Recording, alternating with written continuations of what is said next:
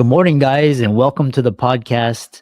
I've got a fantastic guest for us today, Steven Zeller. And my question for the audience is what if we could talk to a first generation millionaire entrepreneur who has a passion for technological innovation? And so, Steven is our guest for today. He's going to talk to us about AI, quantum computing, genetic engineering, and the future. He's a futurist himself, and I love talking to people on the cutting edge and really excited about this episode. So, Steven, welcome.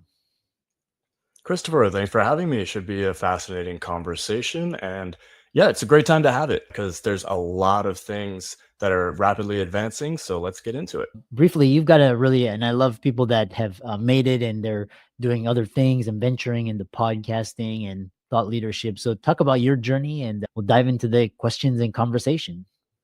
Sure. Very fun journey. So I won't take too much of your time on it, but the brief history is I grew up in a large family in Midwest in Kansas City, Missouri. Didn't really come from money, so really struggled with trying to figure out what my path was in life. I ended up during my first job as a teenager, I ended up deciding I wanted to go into entrepreneurship, but didn't really know how, didn't have financial resources or backing.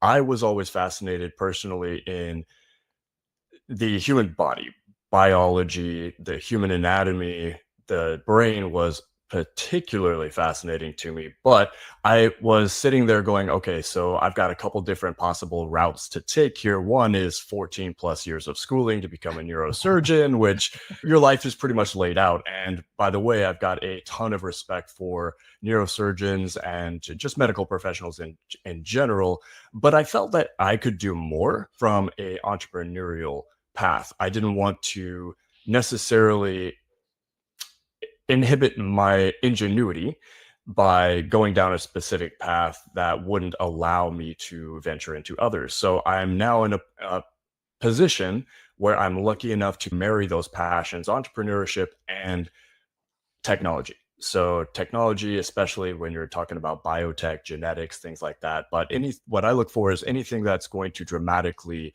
improve human civilization and advance us into a prosperous future. Yeah.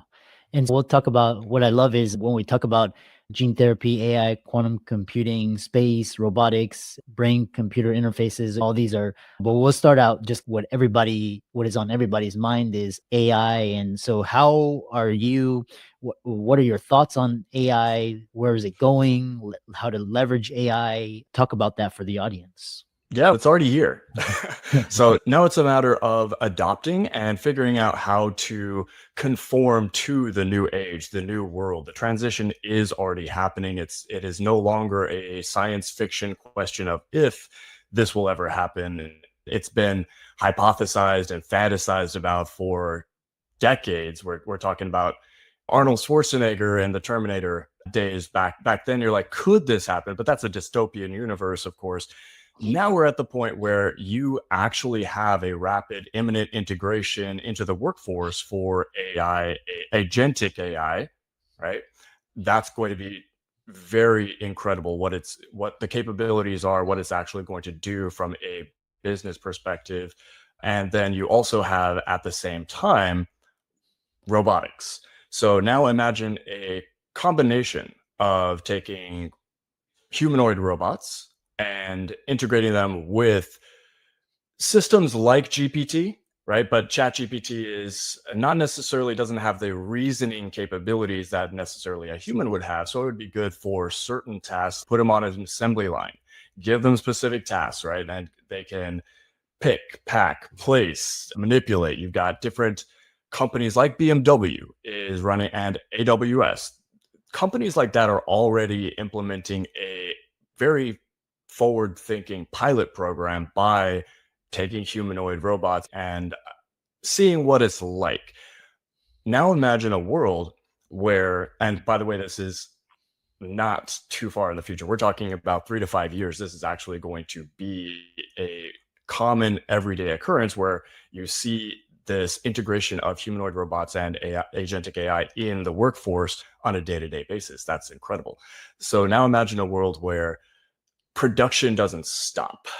You don't have to worry about necessarily a 9 to 5 or exhausting. You can have a company that pays $20,000 to $30,000 for a humanoid robot that can do basic tasks. They're not going to replace humans from a reasoning perspective. We're still going to need human beings around for the foreseeable future, but the mundane, repetitive tasks like assembly line work and things like that are going to be dramatically increased from a production standpoint, right? They don't sleep. They can work 24/7. You don't have to worry about them getting tired. You don't have to worry about them going home to their families. And they're just going to significantly decrease the cost of goods overall from an economic standpoint as well. Yeah. And it's fascinating because the chat GPT just came out a couple 2, 3 years ago, and it's amazing how much Yeah. we're already starting to use it.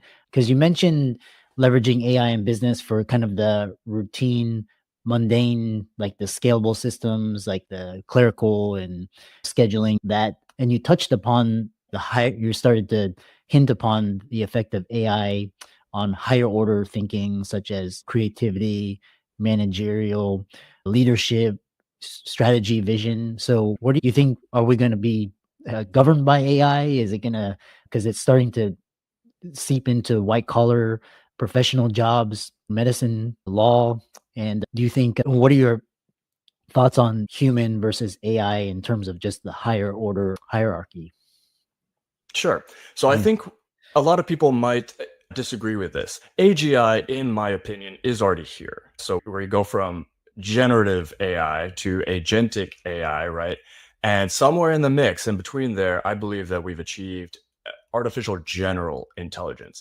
But when you're talking about general intelligence, I believe that we're reaching a threshold that, and just let me explain what I mean by that. So the question is, how do you quantify what artificial general intelligence is? Some people say, is it conscious? Is it self-aware? For me, it's, if I'm having a conversation with an AI, is it like having a conversation with a PhD level or somebody who has the access to a plethora of information? You can actually converse with them.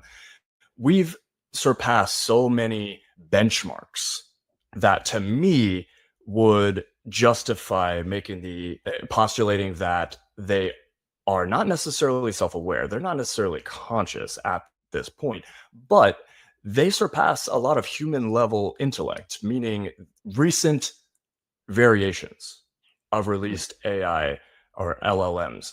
When you send them through specific tests, they are coming back with significantly higher scores than a typical human would get. Now, when I say typical human, we're talking about, they're about at the undergraduate level of conversation. So when you're talking about super intelligence, so you're specifically asking, okay, are we going to have overlords? Are we going to start seeing them in managerial tasks, in ownership, or on boards? Should a company have a board of agentic AIs, right? I think we're a long way away from that. And the reason I say that is I think we're going to start to see a plateau. Obviously, you ask OpenAI, XAI, and all these other companies, Anthropic, their take on this, they are dramatically going to disagree with that take. However, we're talking about binary code. We're talking about ones and zeros here. I think we're going to reach a limit from a compute capacity to actually ascertain problems, reason problems, and actually think. What you're trying to accomplish is human level intelligence. I think binary code isn't going to get there personally. To achieve super intelligence, which is a artificial intelligence that dramatically exceeds our own biological function, I don't think we're going to get there until we can actually introduce a workable, scalable quantum technology, because I believe our brains are quantum in nature. We're talking about, you have binary code, right? Ones and zeros that are trying to do the same work. You have a human brain, which is the most sophisticated piece of technology in existence today, hands down. Mm. And it runs off of approximately 20 watts of power. It's incredibly efficient, but 86 billion neurons billions more glial cells, and then trillions of synaptic connections, which in those synaptic connections, you're talking about thousands and thousands, if not millions, of chemical reactions happening every millisecond. That's an incredible amount of processing power. And you're talking about, if you break it down to the nano world, right, you're talking ACTG base pairs, nucleotides, right? So you're trying to get binary code to process data similar to how a human brain functions. I think no matter how much information you feed these LLMs, how good these LLM models get, they're going to be incredible at basic functionality, at basic conversations. Will they ever achieve consciousness? That's TBD, of course. And there's lots of ways to actually test that theory, right? What is consciousness? We're still trying to figure it out ourselves. So it's hard to test what is consciousness in a system when you don't know what it is yourself. So my personal take is, are we going to see overlords? And there's a lot of people that have interesting proposals on, okay, should we test running a government completely on AI? Because you're taking, the things I like about that is you're taking emotion completely off the table. Humans are very emotional creatures. Now, there are pros and cons to that, right? But from a strictly efficient standpoint, one could argue that a artificial intelligence that has reasoning capabilities, you feed it, hey, these are our objectives. This is what we want to, which could be voted on democratically. These are our objectives for the country. This is what we voted on. This is what we want to see. Now create a plan and put action in place. Take the politics off the table. Put right versus left, Democrats versus Republicans off the table completely. What is the most efficient way to achieve these objectives? And it would do a relatively decent job, theoretically. I obviously don't think we're there yet, because I don't think we're going to reach artificial super intelligence until we can figure out the quantum computing component. Yeah. And it's because you mentioned the quantum computing part, and that's just basically going to accelerate everything, because it's basically you're going to be able to do things so much faster. And then what was interesting is, when I was talking with you, this technology is moving at a exponential pace, and much faster than what we saw in the early 2000s with internet and social media. So how are governments going to, when government and technology collide, government is very slow. And what are your thoughts? Government slow? No, I don't know what governments you're talking about. Well, let's not get into politics and bureaucracy. We'll be here all day, Chris. But my take is, you can't overregulate, and it's competitive by nature. So every government, every major government at least, understands the significance for accelerating their own AI programs and being the front runners, right? Because they understand the importance and the potential ramifications of being in last place. Yeah. So from a regulatory perspective, I think you're going to see faster movement and less regulation. Which, is that a good or a bad thing? That's a whole nother topic. But what's actually going to happen, let's talk about that. I don't think that anything is going to, from a government or regulatory standpoint, I don't think you're going to see a lot of breaks on this thing, because the governments want the private sectors to develop this faster, because they want to be in the lead. They want to outpace the competition, because God forbid, right, we come in last place and everybody else figures it out before us, right? They figure out super intelligence or quantum computing before we do, and now they render our own, let's say, SSL encryption is now obsolete. It's gone, because we have the technology to just blow past it with laser precision and speed. Yeah, actually, it reminds me of the space or the arms race, and who can, basically, this AI is really, who can dominate, who can capture this technology and really dominate, is like having a strong military, or having Silicon Valley. Or a follow-up question I have for you is, they're seeing these implications of AI, but a lot of things like space exploration and brain computer interfaces, neurotechnology highlight what is going on in that space to whet people's appetite. Sure. Which one should I tackle first? Because space tech and BCI, brain computer interfaces, are two different worlds there. Yeah. Since we're on the subject of Elon and the government, so There we talk go. about space exploration and astronomy. Ironically, Elon is in the BCI game as well with Neuralink. But that'll be a nice segue. So let's talk space programs and propulsion systems. Obviously, there's significant amount that's happening right now.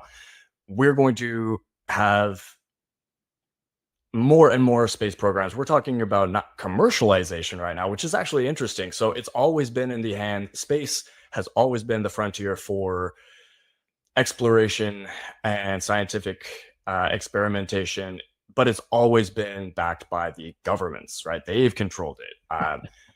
For the first time, we're seeing privatization for space, and you're going to see a acceleration of that.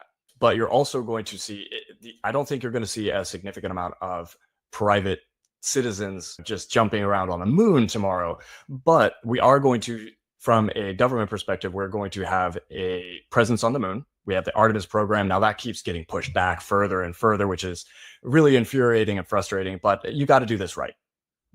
Setting up a base on the moon is no small feat. We only once in human history have we gone past the Van Allen radiation belts, and just if you're going to have a ongoing presence on the moon that has that amount of exposure to radiation, there's no atmosphere that's going to block those harmful particles. So you're getting blasted and bombarded with particles, with asteroids, and there's nothing to stop it. It's not going to burn up in the atmosphere. It's just going to be penetrating or trying to penetrate your protective gear at all times. So there's a lot of things. If you're going to set up not a temporary, but a permanent base on the moon, you have to do it right. You have to make sure that you're taking the right steps. So I'm okay with them continuing to push it back a little bit. But by 2030, we're going to have a presence on the moon, and it's going to stay there. We're going to have the Artemis program. We're going to have a moon base, a lunar base there. And at the same time, we're going to be running tests, sending Starship to Mars. It's not going to take humans first, but just proving. And the unfortunate thing is our propulsion systems are still relatively rudimentary. It's only been a couple of years that we've had a reusable rocket technology. Thank you very much, Elon, and hats off to you. I appreciate it. Keep up the good work. That is an incredible feat, but this is the first iteration, right? This is the first time we've had this type of technology that actually can economically get us to outside of our environmental confinement, aka Earth. It's really fascinating stuff. We still have a long way to go with optimized propulsion technology that is capable to really get us there. With current technology, it'll take us about 7 months at its closest. Every 2 years is the closest proximity that we get to Mars, which means we have to wait 2 years. Otherwise, you're chasing it, right? The planet is moving away from us as we're launching, and it's just getting farther and farther as we're going. So to make it feasible with our current propulsion technology, we have to pretty much go there every 2 years. So you're gonna see mass amounts of starships taking people and machines and robotics and everything that we need to actually set up bases on Mars, but it's going to happen in bulk every 2 years. And then they're going to plan for the next round. Now, one thing that could accelerate that is better propulsion. Russia has developed a pretty fascinating, it's made headlines, though I have not seen if anyone yet has actually confirmed this claim, but they have a new propulsion technology that could, they say, get us to Mars in 2 months, 2 to 3 months instead of 7. That would be a significant advancement if the technology is actually feasible and scalable. So we're making leaps and bounds, and there's a long way to go. But where we're at currently, you're going to see a lunar base and a ongoing human presence that's multinational, by the way. I love the collaboration. When you're talking about space, everybody's working together. Now, obviously, there's a little bit, China wants to get there first, state their claim, and then the US says, no, we want it as well. But there's also a lot of collaboration. There's less animosity when we're talking about the collective exploration of space because it removes those boundaries, right? the animosity that you're seeing with wars and things that happen here on the ground, when you're talking about exploring space, we all come together as one species to an extent, right? So it's fascinating when you start thinking about, okay, when we actually can bypass all of these squabbles over natural resources or power or land grabs, AI, and actually start thinking as a human species, how do we proliferate and expand our footprint outside of our confined environment, which is Earth? You're going to see amazing things happen. We're going to have a presence on the moon. We're going to have a presence on Mars. There's just a lot of technology that needs to optimize and give us the ability to set up in these hostile environments. Yeah. It's going to be really interesting in whether or not this happens in our lifetime or if we extend longevity, if we live for 200 years, and what's going to happen to, is it only the rich that can live and then the rest going to die from global warming or wars or whatnot, Sure. AI, really interesting implication. So final question is, what's interesting is, so you're obviously very intelligent, very bright, and you could have gone this kind of traditional kind of the super inefficient route, taking a horse versus taking a Tesla, becoming a neurosurgeon versus a entrepreneur. So what advice for the future that people that are listening, they're like, oh, should I become an entrepreneur? It's risky to go in the debt and go to college, grind it out. There's no jobs left. What are your thoughts and some pieces of inspiration, and how can people find you? Sure. Yeah. My advice is don't be afraid of change. So change has happened, innovation and change has occurred in human history throughout history, right? It's the only difference is the speed at which we are changing. So we're going to see rapid change that if you pushed pause today, fast forwarded 10 years, you wouldn't recognize the world. It would blow you away. You would probably die of a heart attack if you weren't expecting it. We're going to see so much dramatic change. But what I tell people, there's a lot of fear being propagated out there. A lot, especially when you watch mainstream media, when you listen to the doomsdayers, things like that, that take a pessimistic approach rather than a optimistic one. So I believe AI is not going to be our doom. It's not going to spell death. Obviously, could I be wrong? If we can achieve some sort of consciousness or super intelligence that decides that we are our own worst enemy, which wouldn't necessarily be wrong, Chris. But the message I want to get out there is don't be afraid of this change. We are about to transition into an exciting new world of abundance. That's incredible. A lot of people are concerned about the economical issues, right? What's going to happen? Are we going to live forever? Is that just going to go for the rich versus the poor? Is it going to increase disparity? Listen, what's going to happen is products are going to get cheaper. Whether we implement UBI or whatever, we're going to have no shortage of resources. AI is going to fix so many issues. Robotics are going to replace mundane tasks so that human ingenuity is going to finally be allowed to thrive. It's such a waste of a good human brain that has so much capability to be wasted on a mundane task like an assembly line. I think that we are going to see, whether it's by UBI, universal basic income, or whatever the case may be, we're going to enter into a world of abundance where poverty is eradicated, cancer is eradicated, or to at least to an extent, disease is significantly reduced. And while disparity may still exist, so the people who are creating this change and front runners of this change, they're going to reap the benefits of it. But a world where the poverty line is raised, nobody goes hungry, everybody eats, everybody has something to do, and then the mundane tasks are being facilitated by the AI, the virtual AI, and the robotics, right?